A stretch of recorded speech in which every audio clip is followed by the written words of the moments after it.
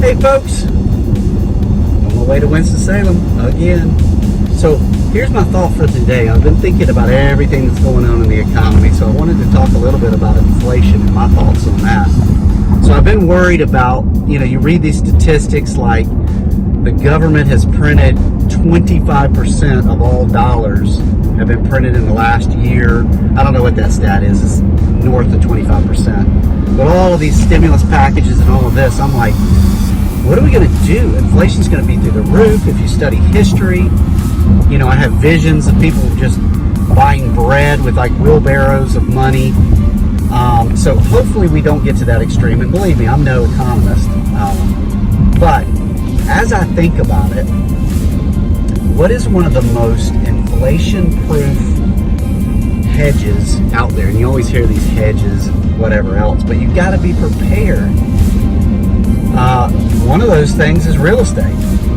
So if inflation goes up, which means, the dollar's worth less, everything gets a little bit more expensive, milk costs more, blah, blah, blah. One of the best hedges for that is real estate in terms of if inflation goes up, what happens to rents? Goes up. What happens to the value of property? Goes up. So who loses with inflation is two people, as I can figure. One, somebody on a salary. So if you're making salary and you're making $40,000 a year and inflation goes up by 10%, essentially you just lost $4,000 in income. And now if you also tack on raising taxes, that's a double whammy. So your net take home is even less. So as far as I know, the vast majority of the people in this country are on salary or W-2.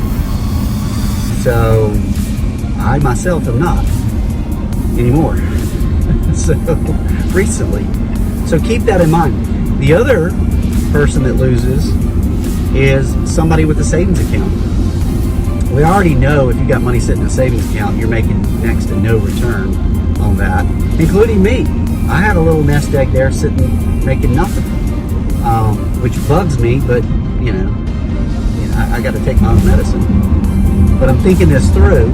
If I have $10,000 sitting in the bank account and inflation goes up by 10%, now that money is worth literally 10% less in terms of its buying power. Now, there's a third point that just came to mind.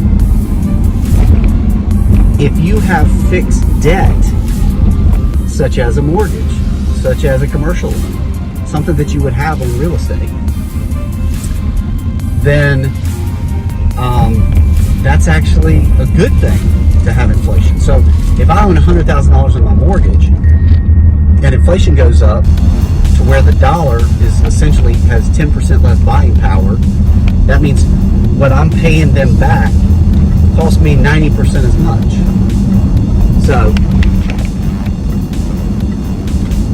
I hate to say it, I don't want to see hyperinflation and people, struggling, but for entrepreneurs and investors in real estate, inflation may not be such a bad thing. All right, that's also for the day.